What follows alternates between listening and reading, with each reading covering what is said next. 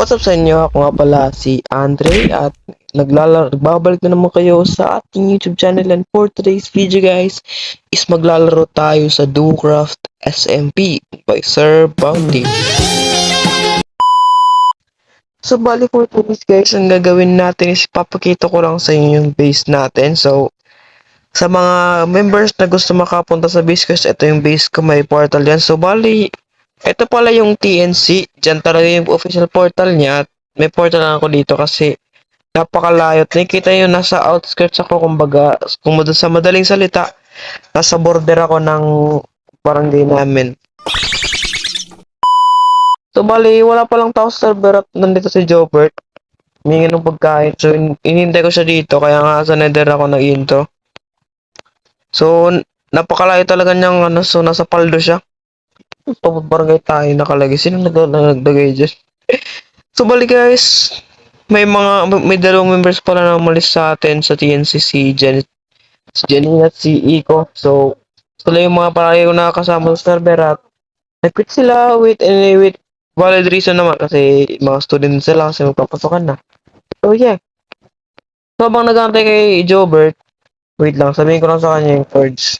A few moments later. Dito sa shopping district guys, ito is ang minigames district na to.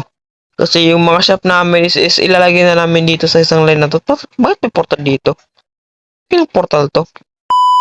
Hindi ko lang po na-spoil ko to, basta yun, bahala na.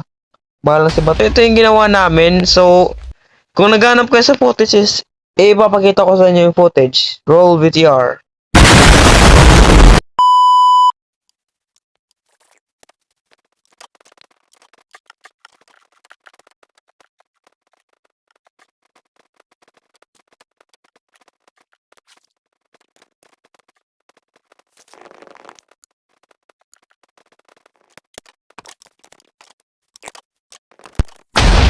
Bali guys, sana na-enjoy yung footage na yun at yun kung paano kami naglaro kagabi ng so kasama ko si Bert, si Sarah at si Ash at si Miss Bounty. So balik tayo sa nether, baka nanta tayo ni Jobert kasi 6.5 hours later. so nung nakapunta tayo ng base, ang papakita ko sa inyo is ganito. Yan. So napakarami ng improvements sa ating base kagaya nito. Naglagay tayo ng bamboo farm, gumawa ko ng bamboo at nagpupuros talaga siyang napakaraming bamboo. Ano to? Ba't may grass dito? Enderman na naman yun siguro. Bukod sa bamboo guys, gumawa din tayo ng ito, cactus farm, which is efficient siya. Efficient. Colored. At ito pa lang yung laman niya. Napakarami na. Pwede natin yan ibenta. Ito din. Meron din ditong sugarcane, which is yan, efficient din. Nagpupuros din ng At ito, hindi ko pa ito nalagyan. At dito rin, hindi ko pa ito natatapos. Kasi yung bala ko kasi dito, bago matapos yung season, tapusin ko muna, wait. I think kukuha muna tayo ng dirt kasi, sa off na lang ata. Balak kong tanggalin tong bundok na to kasi magtatayo pa rin ako dito ng napakalaking mega build ko. Tapos dito, may papakita rin ako sa inyo na napakalaking improvement talaga sa ating base. So, ito guys, yan. Makikita nyo is may tayo ito, may ship. Nakalagay ship, imbis na ship chef. Diyos ko. Yan. Nagpupuros siya ng wool. Napakaraming wool. Ala ka, nahulog pa ako, buisit. So, tingnan natin kung nagpupuros pa sila. So, napakaraming pinoproduce nila na wool. Yan, napakarami. Yan, yellow. Yan, napakarami. So, bali guys, ngayong episode nga pala ang gagawin natin ngayon is gagawa tayo ng kelp farm. So, nga pala yung kelp farm is dito natin ipipesto dito. So, bali nakita nyo pala is flat na yung dito kasi wait, anito na pala si Jobert? Bigyan din na ng pagkain kasi kawawa naman. Kawawa naman tong taong to. Dito. At ito siya. Yan. Bigyan natin siya ng cake. Oy, my god, nakuha ko pa rin. My god. So, bali guys, ngayon pala dito is dito natin itatayo yung natin, kelp farm. So, bali, pag natayo, hindi. Pwede pumunta dito. naman. Kasi yung build kasi natin is gagawin natin siyang parang ganyan. Or hindi pa lang ata. So, hindi ko pa lang kung nagkakalabasan ng build ng ano na to. At ito si ano, ito si Jobert. So, sabihin natin sa kanya. Ano to? Ba't may skeleton dito? What the hell? Oh my god, guys. Ginawa ko ship farm to hindi skeleton farm. Ba't may skeleton na spawn dito? So, bali, may chest ako dito na punong-puno ng cobble deep slate. So, tatanggalin ko pa yan kasi para makapag, ano na talagang daan na papunta dito. At dito rin. So, I think dito ko nakita tayo yung ano ko. Ayun. Ayun si Jobert. O, tinitingnan yung ano ko, yung ulo. So, I think dito ko naitatayo yung ano natin. So, magagather tayo ngayon ng ano, pistons. Gagawa tayo ng piston para makagawa tayo ng ano.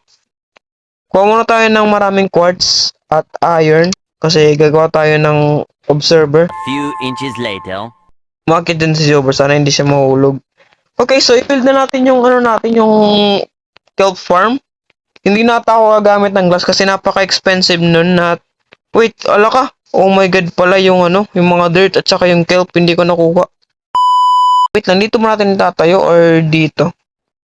Dito na lang kaya para wait, wait lang. Yes, dito na. Kasi dito ano, hello. Patayin kita. 2, 3, 4, 5, 6, 7, 8. 8 yan at maglalagay tayo dito ng paganyan. Maglalagay tayo dito ng paganyan ng dyan na yan at dito natin lalagay yung ating mga piston which is yan yung magpa-power sa hindi. Tubos may dispenser ako dito. Yan yung pa-power sa mga ganyan. At butan dito si Jobert ha. Ka nandito. Ka nga. Gulo mo ako. So, tatlo pa lang yan. So, 8 yung ilalagay natin. Yan. So, bali kung nagano na siya, kasi dito natin nalagay yung kelp na, ay hindi. Oh my god, nagkamali ako. Gagi. Dapat pala, ano, dito pala yung kelp. Saka, maglalagay ka sa iyo na kausunat. Yan, panginoon yan, yan, ganyan, yan, bakit? So, ganyan lang, tama na, tama siya malis. Pero, ganyan tayo na, ano. The observer. Para naman, para pag, para naman di sayang yung ano. So, it's facing here, yeah. Nagfe-face siya dito. Nagfe-face siya rito at yeah. So hindi ko ta-timelapse to guys. Mamaya na ako magta-timelapse kung gawin ko na yung ano. Kung gawin ko na yung ano. Basta yung ano na. Basta yung ano na.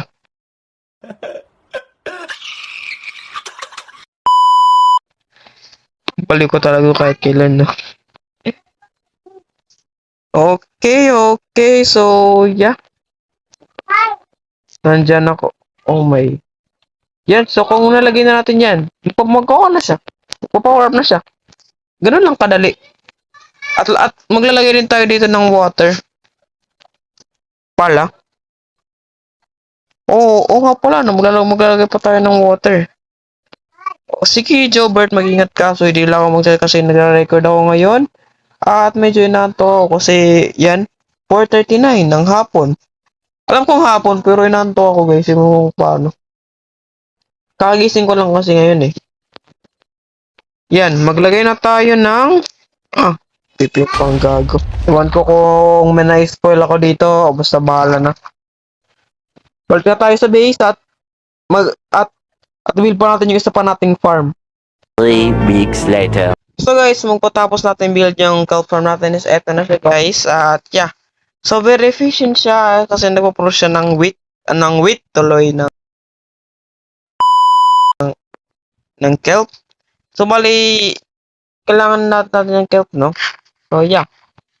So bali susunod naman natin guys. So nga pala guys, hindi ko na-build yung ikalawa dito kasi ano siya ng space kasi gagawin ko pa ito ng interior at gagawin ko pa tong pot blocks para naman maganda.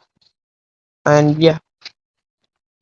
Yung gagawin natin is magkukuha na tayo ng dito ng materials kasi gagawa na tayo ng ano niya, pinaka interior. So kukuha tayo ng cobbled, wait lang. Balik mo natin tong mga gamit ko na to dito sa ano sa bahay real quick.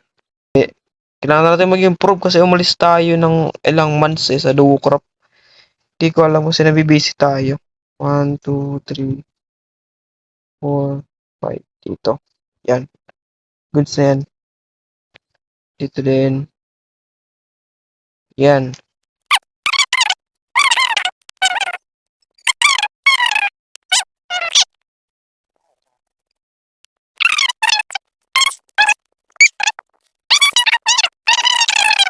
Sana naman. So, bali na time lapse ko na lang to guys. Kasi ayoko naman maghintay kayo dito sa kung gaano ako makatagal mag-build. So yeah, time lapse ko na lang to and I'll be back in a second.